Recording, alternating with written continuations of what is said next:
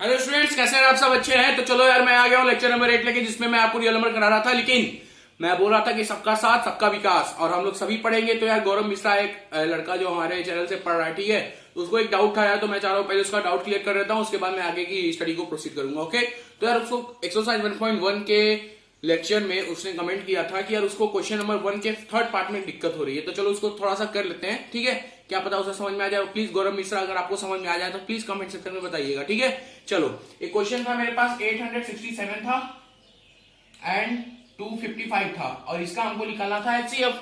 तो हमने बताया था यार यूक्लिड डिवीजन लेमा से ही आपको करना है। तो आप क्या करेंगे, देखो सिंपल सा, आप देखो यार इसमें बड़ा कौन है, 867 आपका बड़ा है 255 से। तो बस वैसे जैसे आप एचसीएफ निकालते हो 867 ऐसे करते हो ना, बस वही तो करना है यार। चलो इसको करते हैं। तो 867 इज इक्वल टू, हम लिख सकते हैं यूक्लिड डिवीजन लेमा के हिसाब से कि a equal to B Q plus r, where r is greater than b, where r is equal to or greater than 0 but always less than b. ठीक है, यूक्लिड डिवीजन लेमा तो पता है। तो इसको हम लिखेंगे 255 इनटू, अब देखो यार कितना बार ले जाए कि 867 से ज्यादा ना हो, कम हो जाए। तो कितने बार ले जाएंगे जरा सोचो, 2 बार अगर ले जाएंगे, 2 दूनी 400, कितना होगा 3 बार, अगर इसको हम 3 बार सोचे तो 200 को 3 बार करेंगे तो 600 होगा। और ये 255 है तो इसको करेंगे तो 800 से कम ही होगा। तो एक बार थोड़ा चेक कर लेते हैं कि 255 में अगर 3 टाइम्स करते हैं, 3 5 15, 3 5 15 8 16, 3 2 6 6 7। अब जब आप 4 टाइम्स ले जाएंगे ना मेरे भाई, तो 4 टाइम्स ले जाएंगे तो इससे ज्यादा हो जाएगा, तो आप 3 बार ही ले जाओ। अब देखो इसमें कितना जोड़ेंगे कि इतना होगा, तो 867 में से इसको घटा दो, तो 7 में से 5 गया 2, 6 में से 6 गया 0, 8 में से 7 गया 1, तो आपका 102 यहाँ पे बच गया। ठीक है, फर्स्ट स्टेप कंप्लीट हो गया। समझ में आया कि नहीं आया ना भाई, समझ में? तो पहला स्टेप कंप्लीट हो गया ना, a equal to B Q plus R. अब देखो मैंने क्या बोला था कि जब तक आपका ये 0 ना हो फिर आप नेक्स्ट स्टेप चलो। तो नेक्स्ट स्टेप जब आप करोगे तो ये आपका क्वेश्चन ए बन जाएगा और बी आपका ये बन जाएगा। तो अब वही तो मैं कर रहा हूं भाई, 255 इक्वल टू 102 इंटू, अब जरा बताओ कितनी बार जाएगा यार, 102 को 2 बार ले जाएंगे तो 204 होगा, 3 बार ले जाएंगे तो 300 हो जाएगा, तो हम 2 ही बार ले जाना पड़ेगा हमें। तो 2 बार ले जाएंगे कितना होगा भाई, 2 4 0 2, अब इसमें से इसको घटा दो, कितना आया 51, तो आपका यहाँ पे 51 बच जाएगा। ठीक है, बात समझ में आ गया? क्या किया मैंने, पहले बार 867 को मैंने लिख दिया a equal to B Q plus R की टर्म में, दैट इज 255 इंटू 3 प्लस 102। अब यहाँ पे r इक्वल टू 0 नहीं आया, तो हम नेक्स्ट स्टेप चलेंगे जिसमें मेरा a ये हो जाएगा 255, b हमारा 102 होगा। फिर इसको देखते इसके टर्म में लिखेंगे, तो 102 इंटू 2 करेंगे तो 204 होगा, और 203 अगर 3 टाइम्स कर देंगे तो 306 हो जाएगा, जो कि इससे ज्यादा होगा, इसलिए हमें 2 टाइम्स ले जाना पड़ेगा। तो 2 टाइम्स प्लस इसमें 51 अगर और जोड़ दें तो ये मिल जाएगा। ठीक है, तो ये हो गया मेरा। अब यहाँ पे 0 नहीं आया तो फिर हमें नेक्स्ट स्टेप चलना पड़ेगा जिसमें मेरा a ये हो जाएगा, तो 102 इक्वल टू ये हमारा b हो जाएगा। अब देखो ये आराम से कट जाएगा, 51 2 जा करेंगे तो 102 होगा, तो 51 इंटू 2 और रिमाइंडर आपका इस बार 0 बचेगा। तो जैसे यहाँ पे 0 हो गया बस हम रुक जाएंगे और हमारा answer that is HCF equal to 51 आ गया। ठीक है, तो आपको समझ में आ गया यार? ठीक है, बहुत आसान सा क्वेश्चन था, यही आपको करना। ओके, तो चलो please pause the video to note it down. अगर किसी को ना समझ आ रहा प्लीज उस लड़के की तरह कमेंट करें, मैं आपका कमेंट पढ़ता हूं और अगले लेक्चर में उसका डाउट जरूर क्लियर करूंगा। ओके, ठीक है, तो चलो प्लीज इसे नोट कर लें, उसके बाद आगे वाली पढ़ाई को पढ़ते हैं। तो यार चलते हैं, छोटा सा कंसेप्ट पकड़ते हैं, उसके बाद 1.3 की तरफ चलेंगे। कंसेप्ट क्या, ध्यान से समझिएगा। अगर मेरे पास कोई नंबर ए स्क्वायर है, मेरे पास कोई नंबर ए का स्क्वायर, ए मेरे पास नंबर है, उसका मैंने स्क्वायर कर दिया ए स्क्वायर। अब मैं बोल रहा हूं कि मेरे पास 2 एक नंबर है जो कि ए स्क्वायर को काट रहा है। मतलब जब हम ए स्क्वायर में 2 का डिवाइड दे रहे हैं तो मेरे पास रिमाइंडर जो है 0 बच रहा है, मतलब ये इसको पूरा पूरा काट दे रहा है। ठीक है, समझ में आया? तो इसके अंदर एक बात और छिपी हुई है कि अगर ये 2a स्क्वायर को काट रहा है, इसका मतलब कि 2a को भी काटेगा। मतलब कि 2a में अगर हम 2 का डिवाइड देंगे तब भी मेरे पास रिमाइंडर 0 ही बचेगा। ये बात आप पकड़ लो अच्छे से, समझ में आ गया मैंने क्या बोला? जैसे चेक करते हैं, जैसे मेरे पास 4 एक नंबर है, तो 4 का स्क्वायर कितना होगा 16। अगर 4 16 को काट रहा है, मतलब 16 में अगर हम 4 का डिवाइड दें तो 4 4 जा 16, रिमाइंडर 0 बचेगा। इसका मतलब ये भी हुआ कि 4 जो है 4 को भी काटेगा, काटेगा ना भाई। एक और नंबर ले लो, जैसे मेरे पास नंबर है 9, तो 9 का स्क्वायर 81। अगर 381 को काट रहा है तो 39 को भी काटेगा। यही मैं आपको समझा रहा हूं, समझ में आया ना। अगर 3 मतलब ए स्क्वायर को अगर कोई नंबर काट रहा है तो वो नंबर ए को भी काटेगा। बात समझ में आया। यही आपका थ्योरम बोलता है कि if a number divide a square then the number also divide a. ठीक है, उसके स्क्वायर रूट को भी वो इजिली से काटेगा। बात समझ में आ गया। चलो तो इसी पे बेस्ड एक्सरसाइज 1.3 है जिसमें हम कंट्राडिक्शन मेथड लगाएंगे। कंट्राडिक्शन मेथड क्या होता है, जैसे हम प्रूव करना है कि वो इरेशनल है तो हम उसे पहले मानेंगे कि वो रेशनल है। और रेशनल नंबर आपने पढ़ रखा होगा कि जो कि P अपॉन Q के फॉर्म में लिखा जाए। और मेन पॉइंट उसमें क्या था कि P और Q का कोई भी कॉमन फैक्टर ना हो। That is the main point. ये आप पकड़े रहो कि P और Q अगर कॉमन फैक्टर निकला तो वो रेशनल नंबर नहीं होगा। ठीक है, तो चलो उसी से करते हैं अपना एक्सरसाइज 1.3 और question number first. Okay,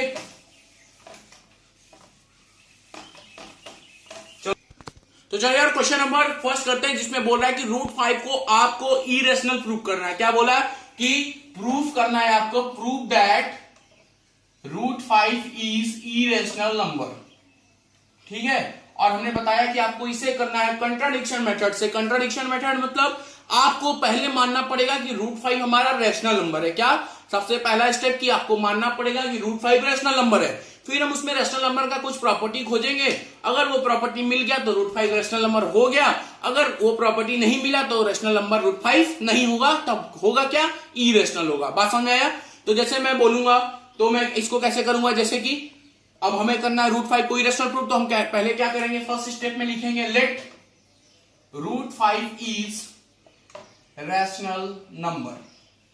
rational number, ठीक है। हमने क्या बोला कि हम मान लेते हैं कि √5 एक रैशनल नंबर है। ठीक है, अब हम क्या करेंगे यार, अगर ये रैशनल नंबर है देन √5 को हम लिख सकते हैं ना, √5 equal to P upon A upon B। A upon B के टर्म में लिख सकते हैं ना √5 को। अगर हम इससे मान चुके हैं रैशनल नंबर तो इसको हम A अपॉन B के टर्म में तो लिख सकते हैं। ठीक है, where B is not equal to 0। बात समझ में आ गया अच्छे से, कोई दिक्कत नहीं ना। अब देखो यार, यहां से हम लिख सकते हैं कि 5 into B equal to A। ये तो लिख सकते हैं ना मेरे भाई अच्छे से, कोई दिक्कत नहीं ना। अब हम करेंगे squaring both side. Squaring both side, देखो यार ये चीज मैंने यहां से लिखी है, B into √5 equal to A। Squaring both side, अब दोनों साइड आप स्क्वायर कर दो तो इधर कितना हो जाएगा, 5B square equal to A square. देखो यार √5 का स्क्वायर करोगे तो 5 होगा और B का स्क्वायर करोगे तो B होगा और इधर A का स्क्वायर करोगे तो A स्क्वायर होगा। ठीक है, तो B square into 5 equal to A square. अब जरा आप यहां से बताओ कि 5 जो है वो A को काटेगा कि नहीं काटेगा। देखो A इक्वल टू मान लो 4 है, तो यार देखो अब A square equal to 5B square हो गया। मतलब A स्क्वायर एक नंबर है जो कि B स्क्वायर का 5 टाइम्स है। ठीक है, तो आप यहां से एक बात बोल सकते हो कि जो 5 है वो A को डिवाइड कर देगा अच्छे से कि नहीं, मतलब ऐसा डिवाइड करेगा कि रिमाइंडर 0 बचेगा। बात समझ में आया। मैंने क्या बोला कि A स्क्वायर एक नंबर है जो कि B स्क्वायर का 5 टाइम्स है, यही तो मैं बोल रहा हूं। तो 5 जो है वो A स्क्वायर का फैक्टर होगा कि नहीं होगा, 100% होगा। फैक्टर का मतलब क्या हुआ कि जब हम इसको डिवाइड करेंगे 5 से तो 5 इजिली कट जाएगा ना, यही ना होता है फैक्टर का मतलब। ओके, अगर 5A स्क्वायर का फैक्टर है मेरे भाई तो 5A का भी फैक्टर होगा, यही तो मैंने थ्योरम में बताया था अभी जस्ट इसके पहले। हाँ, तो यहां पे आप क्या लिख सकते हैं, since 5 is factor of A square therefore 5 is also factor of A।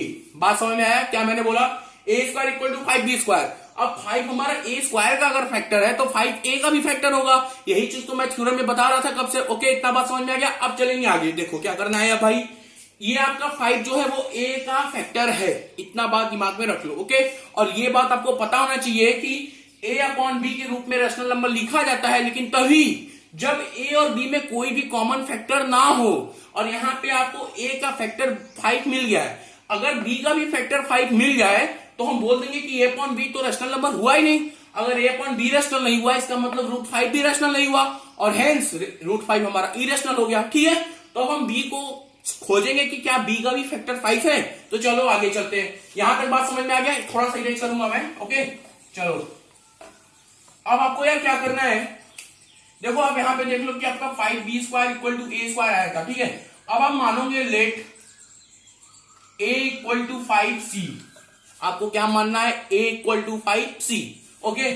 अब फिर करोगे आप स्क्वायरिंग बोथ साइड, दोनों साइड स्क्वायर कर दो फिर से, तो इधर कितना हो गया यार, a square equal to 25c square.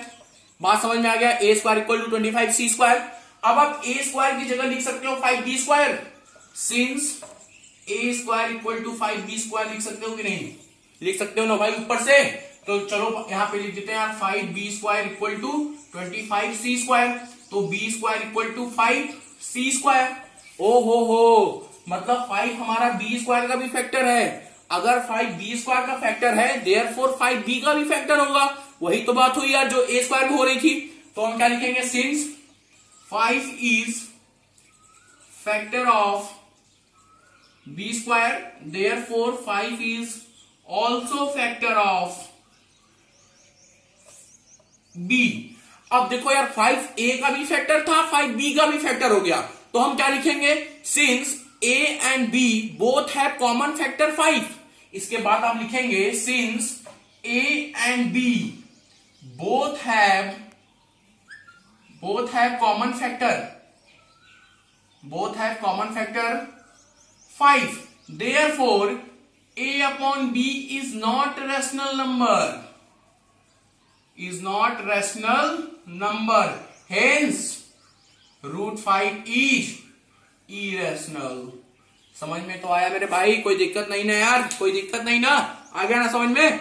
सबसे पहले मैंने क्या किया, अब तो आपको एक स्टेप समझ में आ गया होगा, नहीं समझ में आया तो प्लीज वीडियो को पीछे से देखें, ठीक है। क्या पता फिर एक बार देखें ना, अगर ना समझ में आए फिर तो आप कमेंट सेक्शन में जरूर बताइएगा, मैं फिर से वीडियो लेके आऊंगा, ओके।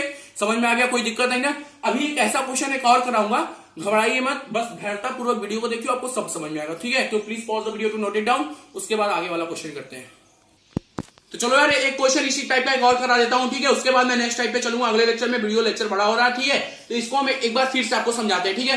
क्या करना है, आपको प्रूव करना है कि रूट 11 हमारा इरेशनल नंबर है। तो सबसे पहला काम क्या करना है भैया, फर्स्ट स्टेप में कि हमें मानना है कि लेट रूट 11 इज रैशनल। जो हमें प्रूव करना है उसका अपोजिट हम मानेंगे, हम मानेंगे कि रूट 11 इज रैशनल, मतलब रूट 11 मेरा रैशनल नंबर है, ठीक है। अब अगर मैंने बोल दिया कि रूट 11 रैशनल नंबर है, इसका मतलब ये हुआ कि रूट 11 को हम लिख सकते हैं a अपॉन b के फॉर्म में, यहां पे लिख देना। So it can be written in the form of a upon b, ठीक है, बात समझ में आया। where b is not equal to 0 and a and b have no common factor। बात समझ में आ गया भाई। मैंने क्या बोला, सबसे पहले आपको मानना है कि रूट 11 रैशनल नंबर है।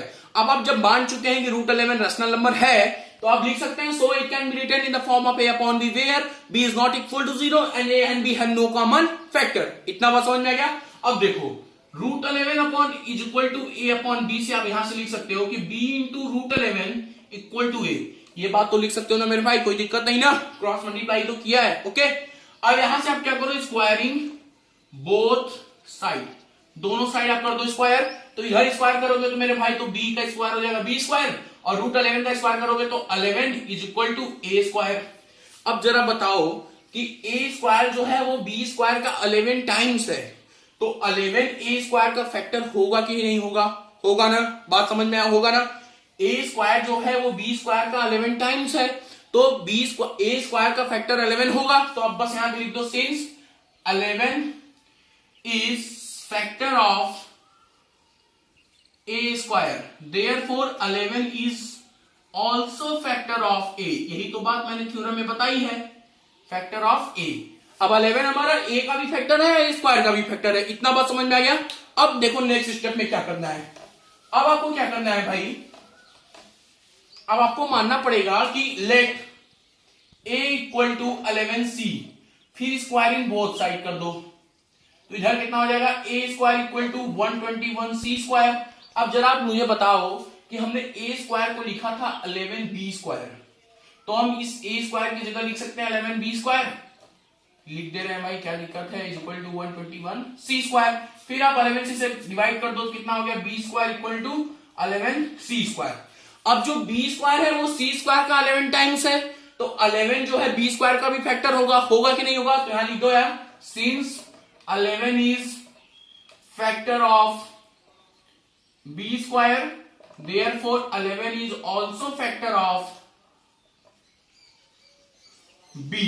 ठीक है, अब देखो 11 ए का भी फैक्टर हो गया, 11 बी का भी फैक्टर हो गया, और रेशनल नंबर बोलता है क्या है कि number written in the form of A upon B where B is not equal to 0 and a and b have no common factor, but here you can see that 11 is a common factor of a and b, that is why a upon b is not a rational, hence root 11 is irrational number। तो बस आप लिख दो since a and b have common factor है 11, therefore a upon b is not rational, hence our contradiction is wrong। contradiction मतलब हमारा भविष्यवाणी जो हमने माना था वो गलत हो गया, our contradiction is false या wrong and root 11 is irrational number। आप इसे छापो मत, आप प्लीज समझो इसे और अपने मन से करो, और मेरी तरफ से 2 क्वेश्चन ले लो, आप उसे जरूर करना। क्या है, आपको प्रूव करना है कि रूट 7 भी इरेशनल नंबर है, रूट 3 इरेशनल है, रूट 2 इरेशनल है। इन तीनों को प्रूव करो, प्रैक्टिस करो, क्योंकि प्रैक्टिस मेक मैन परफेक्ट। ठीक है, ऐसे क्वेश्चन प्रैक्टिस करो, बाकी सब क्वेश्चन बहुत आसान है यार। ठीक है, ना समझ में आए कमेंट सेक्शन में जरूर बताना। अगर वीडियो अच्छा लग रहा है तो प्लीज लोगों को शेयर करें, लाइक करें, सब्सक्राइब करें, ताकि आपको नोटिफिकेशन जल्दी जल्दी मिले। अगर अच्छा लगे तभी लाइक करें यार, कोई जबरदस्ती नहीं है। ठीक है भाई, तो यार आप लोग थोड़ा कमेंट करते हैं, थोड़ा मुझे मोटिवेशन मिलता है, तो और वीडियो बनाने का मन करता है। ठीक है, ऐसे ही कमेंट करते रहिए, कोई भी दिक्कत हो जरूर कमेंट करिए। कोरोना काल में अच्छे से रहिए, सरकार के नियमों का पालन करिए, मैं हर वीडियो में आपको समझाता हूं, तो प्लीज करिए। ठीक है, अब अगले लेक्चर में फिर आपसे मिलेंगे, तब तक के लिए बाय बाय। Okay bye.